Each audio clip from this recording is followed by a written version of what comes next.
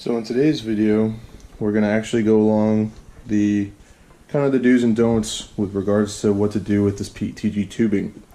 Now, long story short, I ended up getting the wrong size tubing here for the first time, and I'm just going to be using it as practice. I've made some good bends. I've also made some bad bends. So we're going to go through the kind of the process that you want to go through with regards to doing these kind of bends and everything like that, especially freehand, the way I'm going to be doing it. There are kits out there that you can go ahead and get bends that make 90 degrees, ovals, U's, everything's. But for right now, what we're going to do is just a freehand. And on the table, you can see some tools that I'm going to be using. One being a heat gun that you have here. I got this for cheap. I mean, good one that stands on its own. It just sits there. You can adjust the heat, but I'm just gonna leave it on high and then put the actual blow on medium, and that's the way we're gonna do that.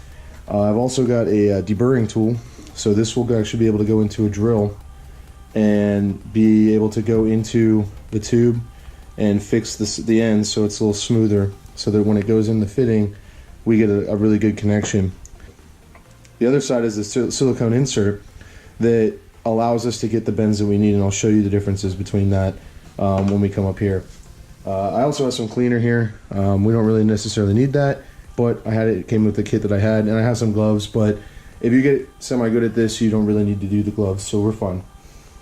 Now, what we're going to see is the difference between basically using the insert and not. Spoiler alert, this is the way it looks, but the reason why that looks that way is due to not having any type of inside pressure to hold the walls against each other. So when you make this, because we're heating this up, when you heat this up, you're going to be making it so this side expands more than this side. If you have nothing in there to hold the wall together, it just collapses and basically clamps down like that. So then we end up having a 90 degree. It'll have water flow, but it won't be good water. So what we'll actually go and do here is go through a heat simulation of this actually coming online and making a bad bend.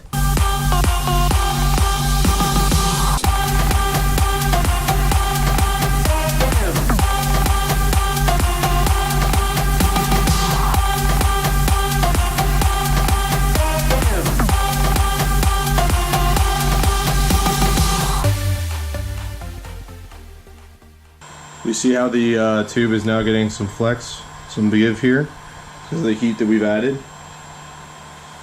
And now when we get to the point where we're going to go and bend, we can go and slow and do it and everything, and you know, we can start going slow. You want to get more heat on the outside than anything else.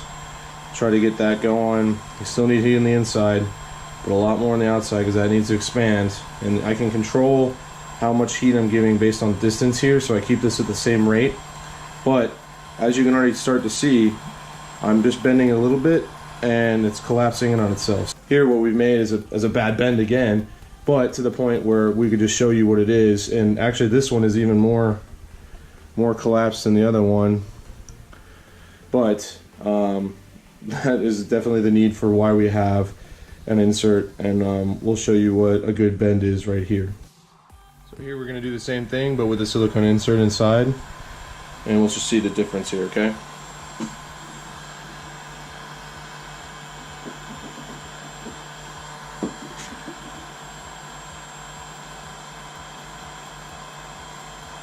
I don't know if it really matters, but I like to keep it as a rotisserie kind of install. Get everything even until we start trying to make that actual bend where we'll need to apply heat to the other side more than we will the inside.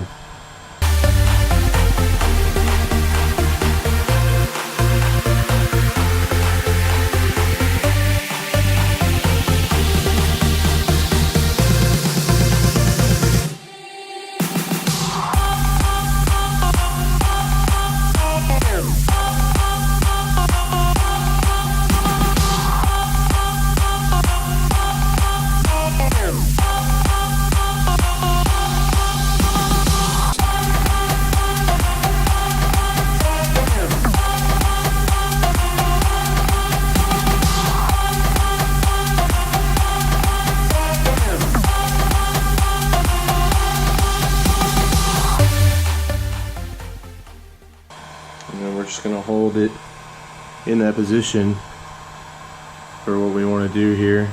I like to hold it with the tube, the silicone insert.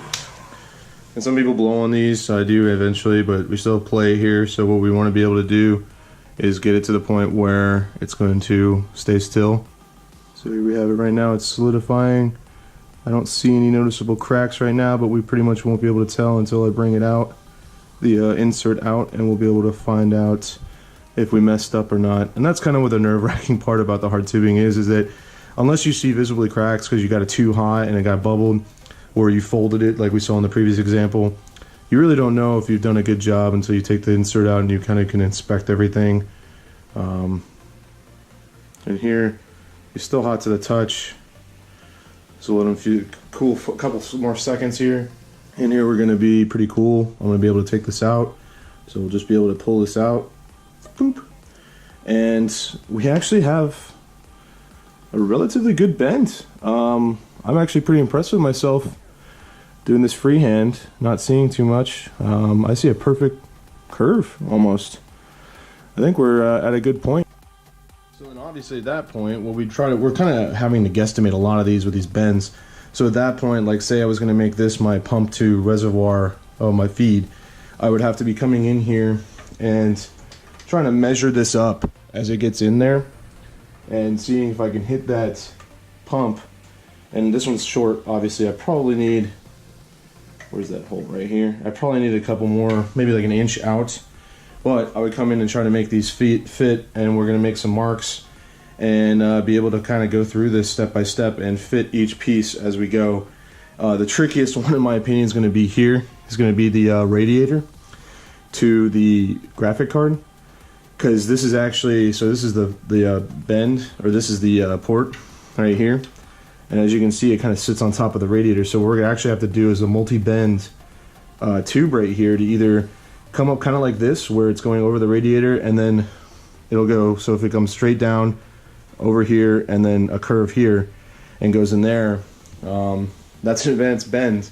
I'm going to attempt it, but why not? So the other next advanced bend will actually be again from the graphic card, so it'll go from here up to here, and I haven't decided which port, the back or the front, but basically the way that this monoblock is set up, I have to go in this port here. So my theory is that I would go over to the right here, or the left, I'm sorry, over to the left, up and over into the front port, and then the back port would come in over and into the inlet on the monoblock, and then from there I'll just, then that'll be a high. I'll make that high because that can come out to here, I think, and it has to be able to do this jump. Either that or I'll use the front one and do it that way. And then this one, I have this 90 degree. I haven't decided if I'm going to use it there or not, but then this one has to come over and go into the reservoir. So I've created myself a slight pickle with regards to the loop. Dry fitting and loop design is kind of key. So as you can see, I had this awesome drawing that I made when I first thought about this loop. And in all honesty, this was supposed to be a 360 right at the top, and I upgraded it to 480. But that's my general plan, my second grade design of how you actually want to see your loop in production. But you got to start with some type of plan to be able to figure out what's going on in here and eventually get it to the point where everything's working. So that kind of concludes this video, and I hope you liked and subscribed. You guys always kind of look around and see what you think about these groups. Put the comments below, and have a great day.